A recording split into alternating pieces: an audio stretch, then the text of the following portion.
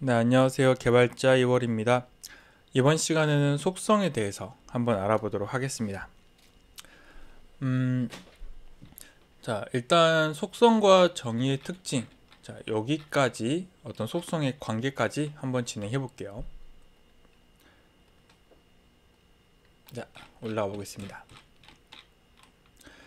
먼저 우리가 이제 속성이라고 하는 건요, 엔터티가 가지고 있는 업무상 관리해야 할 구체적인 정보 항목. 그러니까 쉽게 말하면 여러분들이 그러니까 관리하고 싶은 정보예요. 그러니까 예를 들어서 제가 이제 이전 시간에 했던 엔터티 개념이 있었잖아요. 회원이라는 엔터티가 있고 얘가 이제 회원 아이디나 여기 써 있네요. 자, 패스워드, 이름 이런 식으로 이제 속성이 있으면 요 자체가 여러분들이 우리가 회원에 무슨 정보를 저장할까? 이런 구체적인 항목이 된다는 거죠. 그리고 이 속성이라는 거는 이 엔터티에 있는 각각의 인스턴스를 설명하는 역할을 하게 됩니다. 그러니까 이런 말이죠. 회원 아이디가 A 5개인 사람의 패스워드는 1, 2, 3, 4, 5고 이 사람의 이름은 김영식이고 이렇게 설명이 가능하다는 겁니다. 자, 그래서 이제 속성이라는 건 여러분들이 뭔가 이제 구체적으로 저장 관리하고자 하는 정보가 된다라고 보시면 되고요. 자, 그러면 이제 이 속성의 특징에 대해서도 하나씩 좀 설명을 들어볼게요. 첫 번째로 당연히 얘도 엔터티와 똑같이 업무상 필요로 하는 데이터여야 합니다. 그러니까 필요 없는, 그러니까 관계없는 속성이 있으면 굳이 안 쓴다는 거죠. 자, 그리고 두 번째, 자, 의미상 더 이상 분리되지 않는 최소의 단위여야 된다. 그러니까 이런 거예요. 우리가 뭐 나이나 나이 같은 경우는 그냥 뭐 23, 26 이렇게 단일한 속성으로 처리가 되잖아요. 근데 이렇게 이름, 나이, 자, 이런 경우에는 얘는 이름으로도 나올 수 있고 나이로도 나올 수 있기 때문에 분리가 가능하다는 거예요. 그래서 이렇게 저장하지 않고 최소 데이터 단위로 저장을 해야 된다. 근데 중요한 거는 의미상이에요. 의미상. 이게 무슨 말이냐면 여러분들이 생각을 해봤을 때 뭐 이름이라든지 주소, 자, 이름도 보시면은 성 그리고 이름 이렇게 나눌 수 있어요. 그리고 주소도 따지고 보면은 시, 군, 구 이렇게 막 나눌 수는 있거든요. 근데 그냥 이 얘들은 좀 같이 쓸 수 있는 이유가 의미상으로 봤을 때 그냥 하나의 주소라는 거예요. 그래서 이렇게는 가능하다라는 말이고요. 어, 자, 네, 제가 아까 했던 말이 요 말이고, 근데 물론 어떤 프로젝트는 주소 같은 거 관리할 때 이렇게 다 쪼개서 관리하기도 합니다. 그러니까 이거는 이제 뭐 무조건 이렇게 해야 된다 이게 아니라 그냥 프로젝트마다 좀 다르다라는 내용이고요. 근데 그래도 이름, 나이 이런 건 없습니다. 자, 그래서 의미상 더는 분리되지 않는 최소의 단위여야 된다라는 게 속성의 특징이었습니다.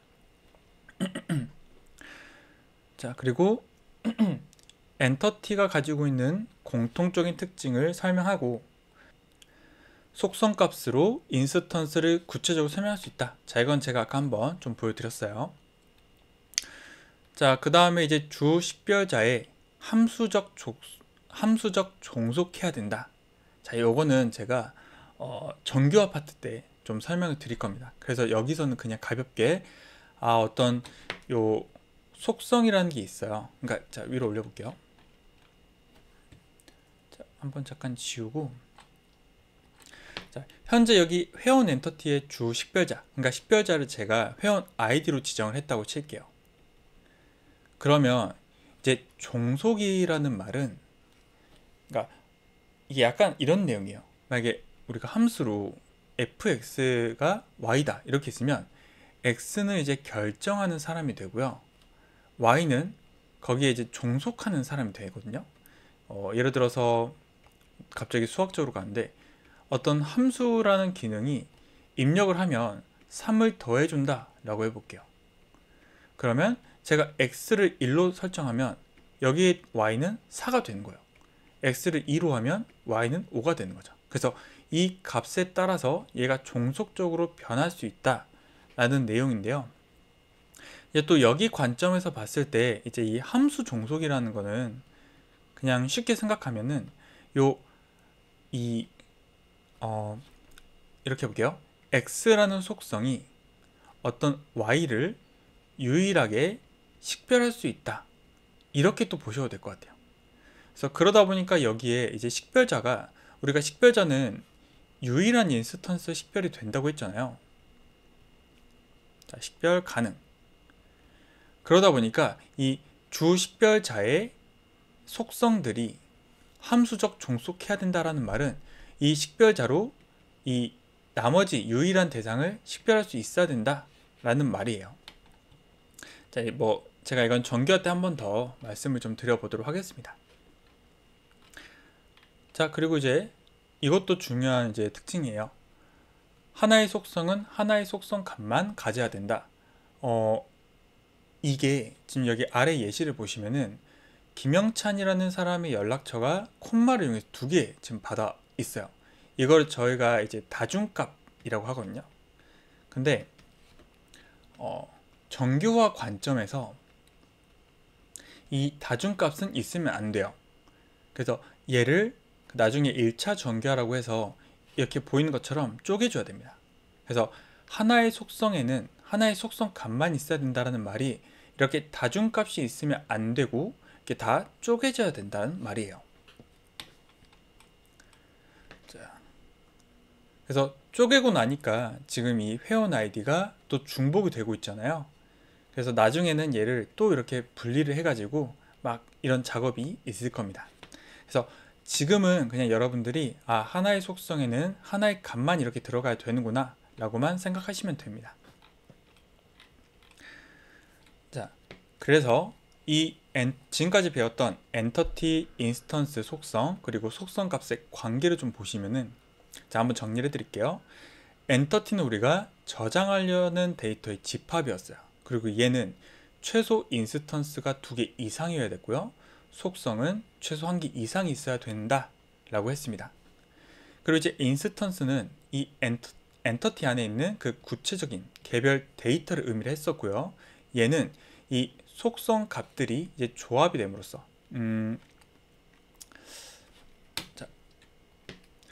요 말이죠.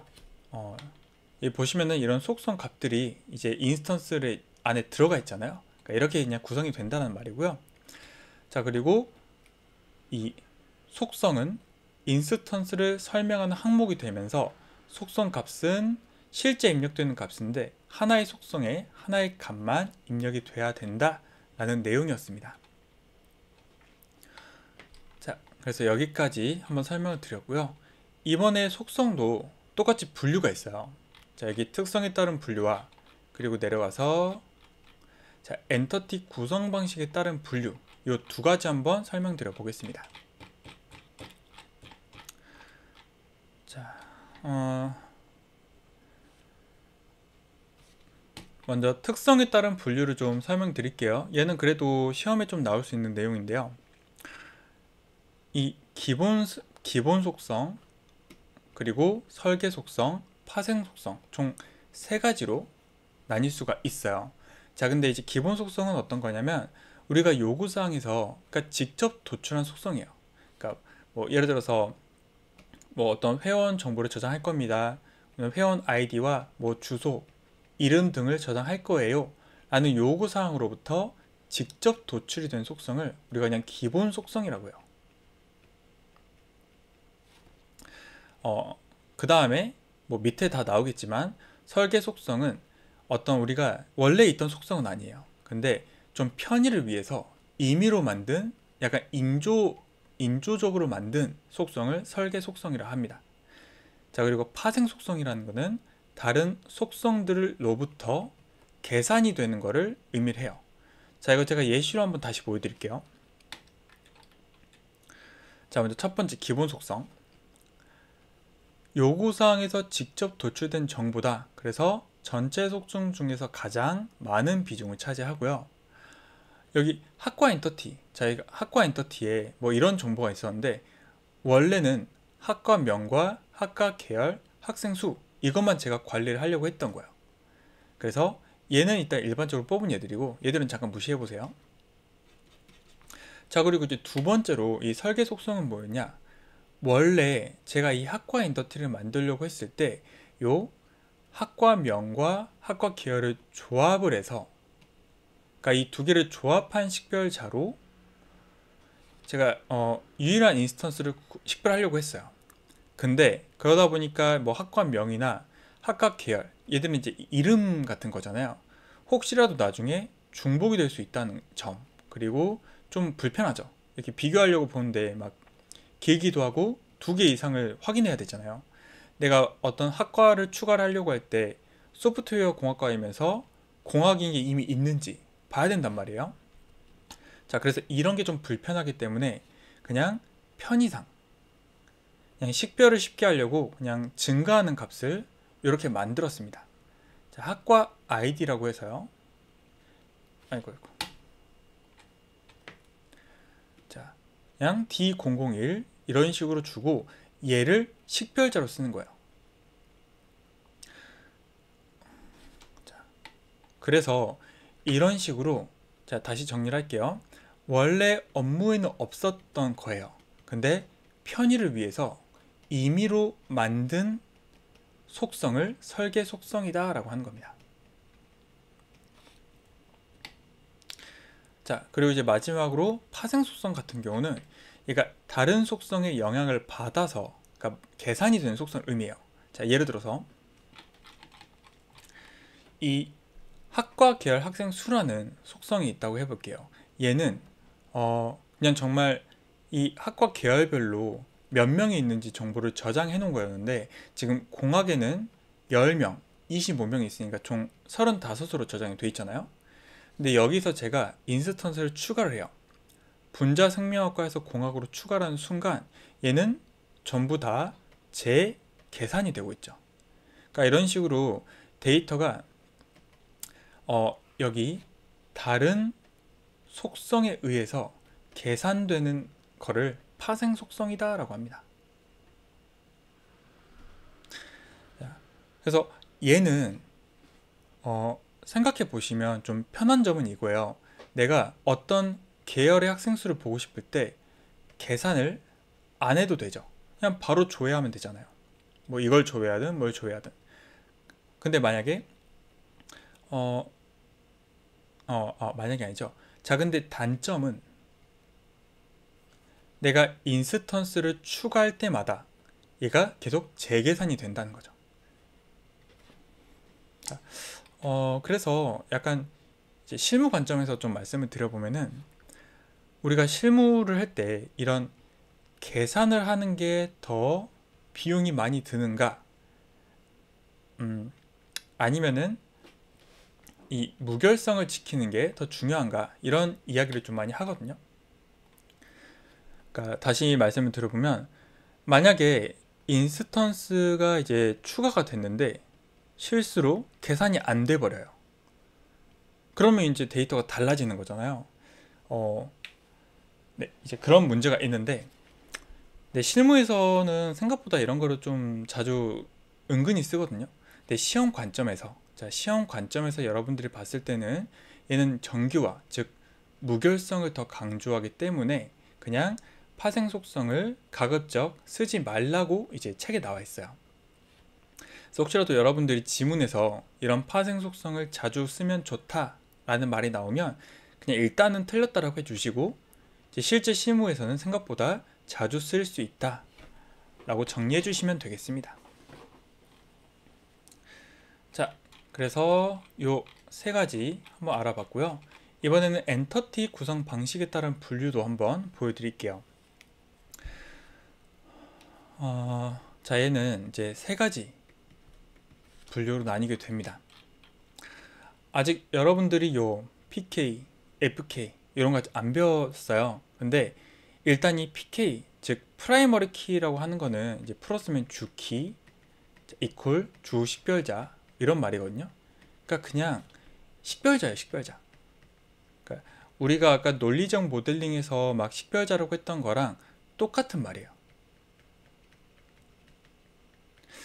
근데 이제 다만 논리적 모델링에서는 우리가 식별자라 불렀다면 얘가 물리적 모델링에서는 뭐 프라이머리 키 이렇게 명칭만 조금 달라지는 겁니다. 그래서 이미 얘는 여러분들이 아는 내용이고요.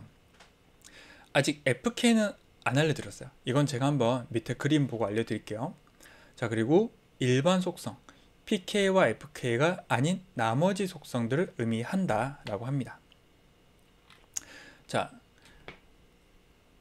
여기 예시를 보면 회원, 구매, 상품 엔터티가 있고 그리고 각각 이렇게 속성들이 존재한다라고 해볼게요.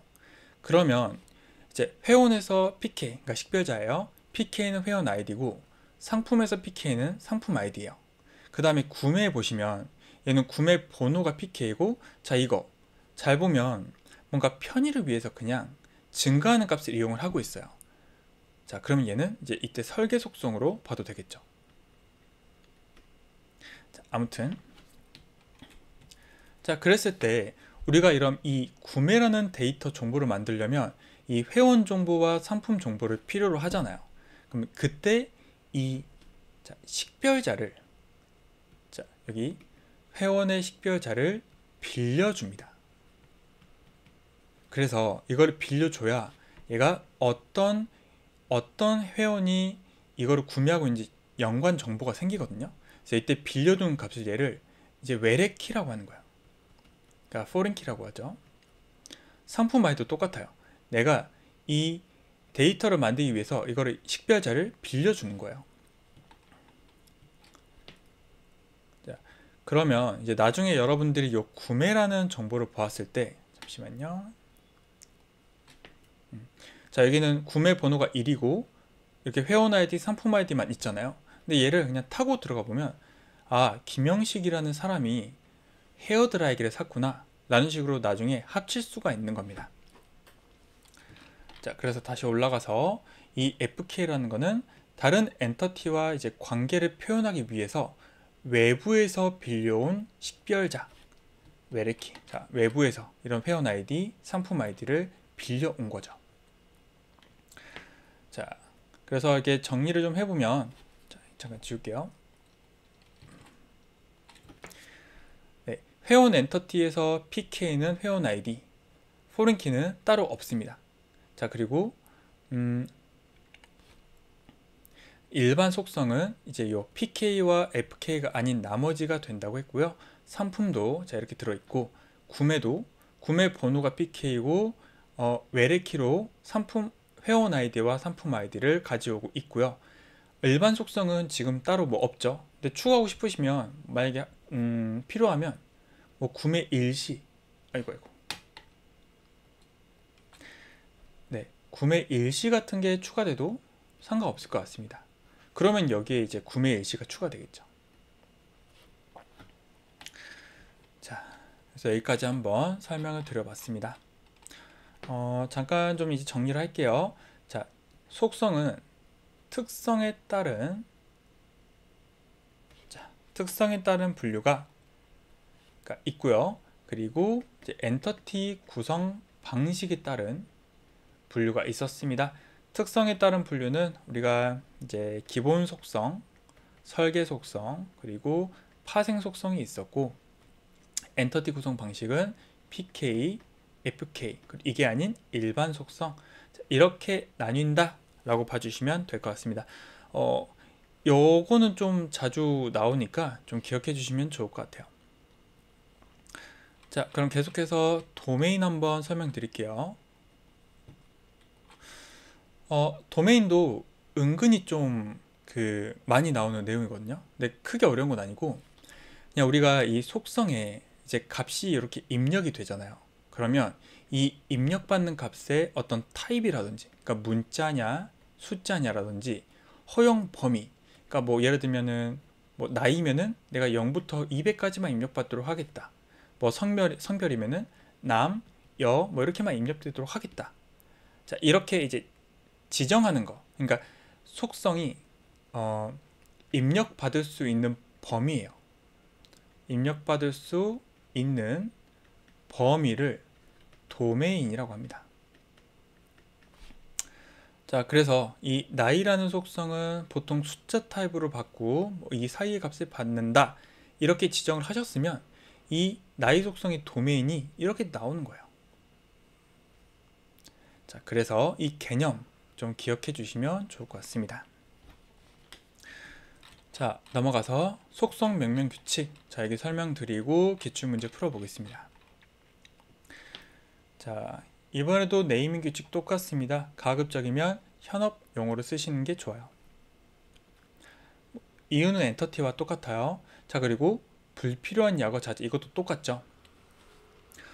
근데 이제 보통 이제 실무 가시면은 약어를 그래도 좀 쓰는 편이긴 해요. 그러니까 이런 내용이죠. 만약에 우리가 직원이라는 걸 표현하려고 인플로이를 다 쓸 것이냐, 근데 쓰자니 너무 길잖아요. 그래서 어느 정도 이제 그 개발 팀원들끼리 합의를 해서 그럼 우리 EMP로 통일하자, 이렇게 협의된 약어는 쓸 수가 있습니다. 근데 문제는 이런 협의가 안 된 약어를 그냥 써버리면은 문제가 된다는 거죠.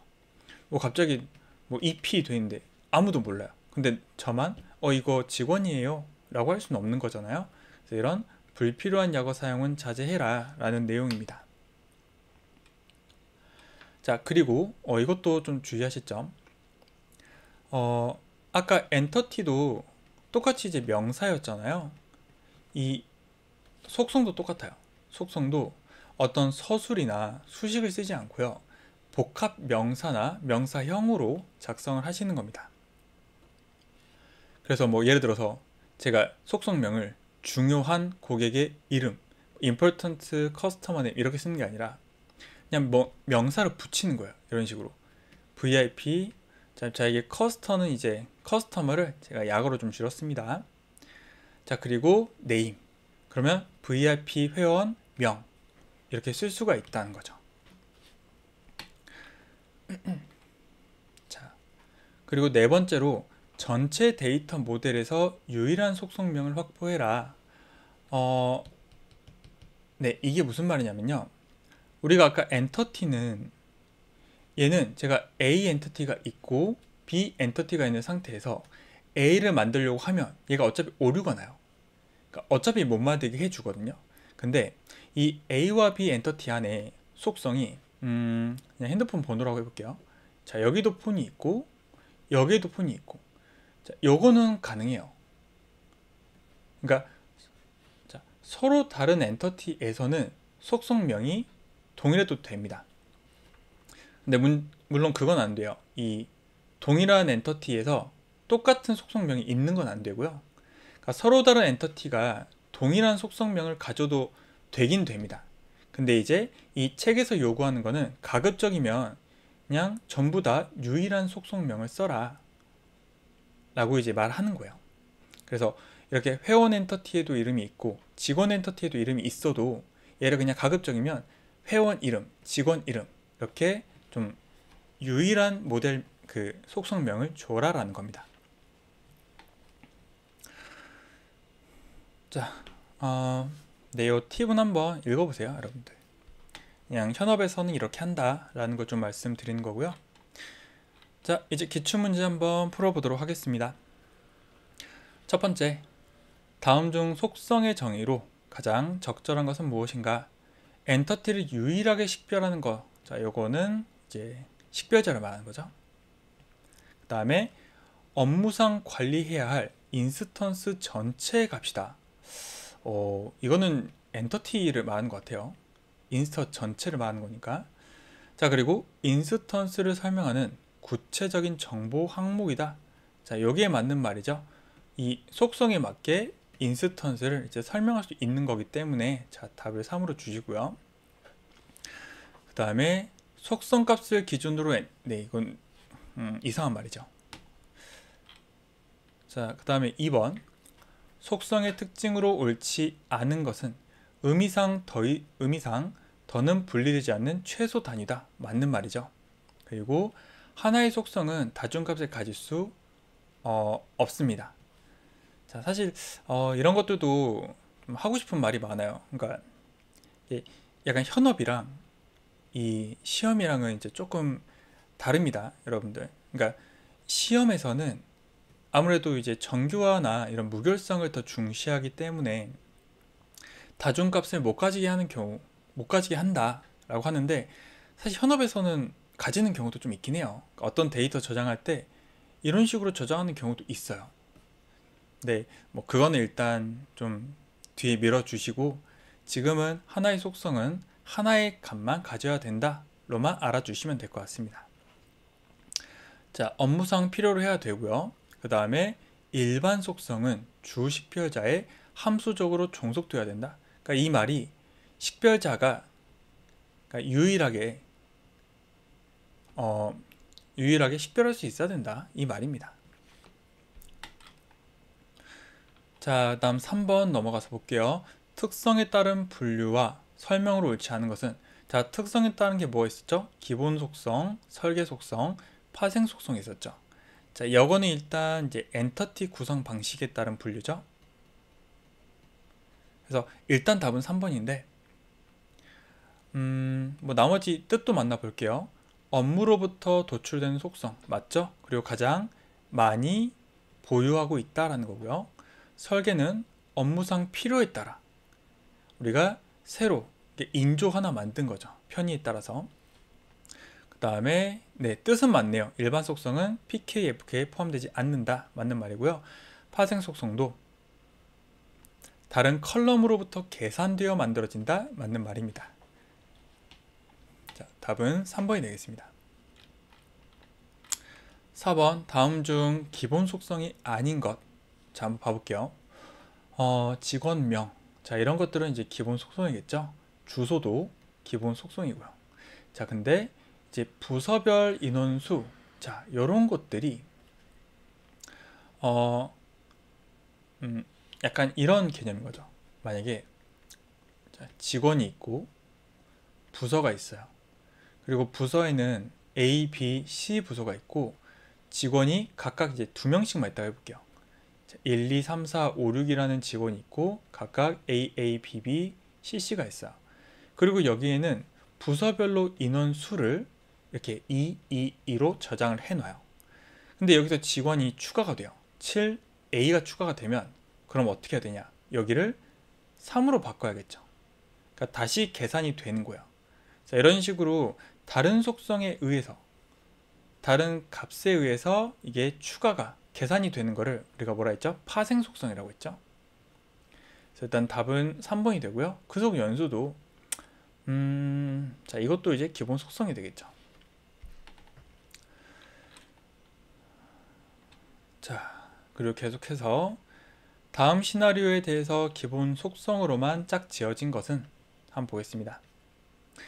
자, 은행은 고객 정보를 관리하기 위해서 고객 아이디, 명, 자, 이런 것들이 지금 다 속성이 되죠. 그리고 생년월일을 이용해서 나이 정보를 계산해 속성으로 지정한다. 고객이 개인이면은 뭐 이런 식으로 좀 구분 코드 속성을 사용하고 있다. 자, 여기서 잘 보시면 우리가 맨 처음에, 자, 초기에 도출한 제 기본 속성은 고객 아이디, 고객명, 생년월일, 계좌번호 4가지가 돼요.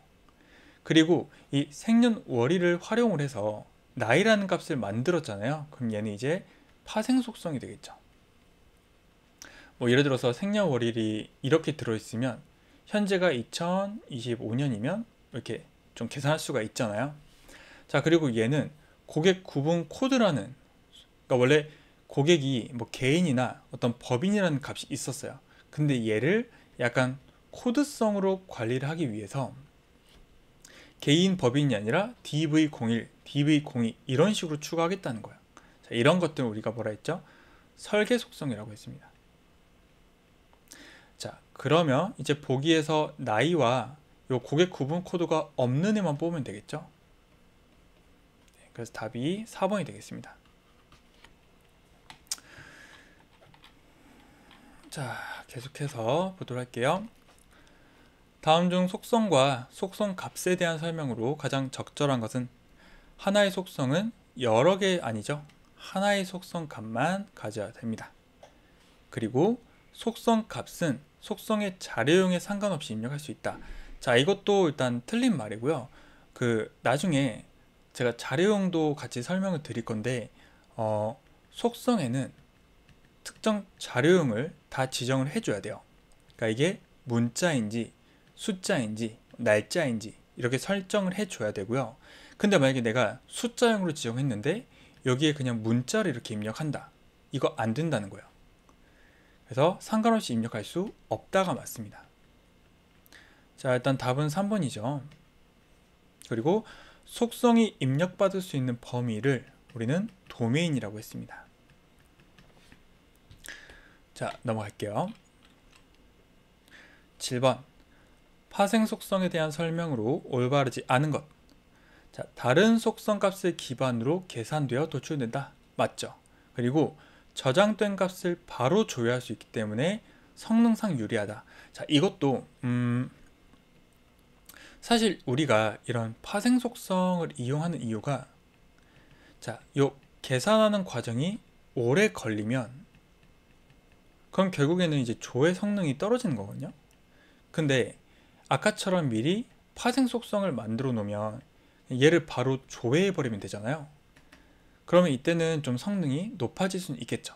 그러니까 그 목적 때문에 쓰는 건데, 이제 문제는 내가 이 데이터가 변경됐을 때 별도의 계산이 안 돼 버리는 경우, 그럼 이제 데이터가 불일치하다는 거죠. 그래서 이 문제점을 그래서 잘 주의하고 해결한다면 조회 성능에는 도움이 될 수 있습니다. 자, 그래서 일단 답은 3번이 되겠죠. 갱신을 해야 됩니다. 자, 그리고 정규화 원칙에 따라서 주의가 필요한 속성이다. 자, 이것도 맞죠. 따지고 보면은 이 파생 속성이라고 하는 건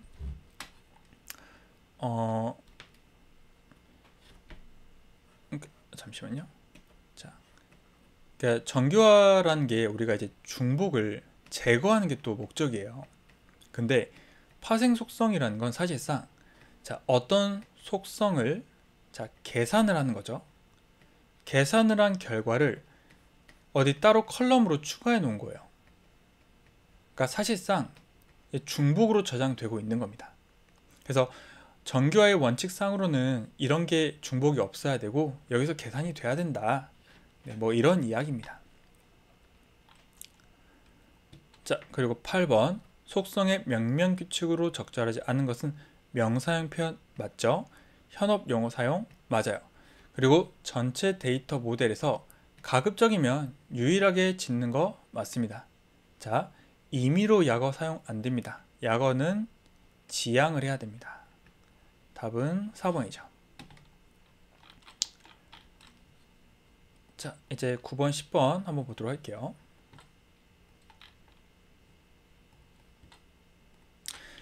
도메인의 정의로 가장 적절한 것은, 네, 바로 나오죠. 속성에 대한 타입, 허용 범위, 형식 등의 제약 조건이다. 그러니까 이거죠. 너는 문자만 입력받고 뭐 최대 200바이트까지만 받아, 이런 거잖아요. 그래서 네, 이렇게 한번 설명드렸고요. 아래 상황에서 총 주문 금액 속성의 가장 적절한 분류는 뭐냐? 자, 보겠습니다. 총 주문 금액이라는 속성이 주문 수량이라는 속성과 단가의 속성을 계산을 해서 만들어진 거래요. 그러면 이제 파생된 거죠. 자, 그래서 답은 2번이 되겠습니다. 네, 여기까지 이제 속성에 대해서 알아보았고요. 우리가 다음 시간에는 관계에 대해서 알아보도록 하겠습니다. 모두 수고 많으셨습니다.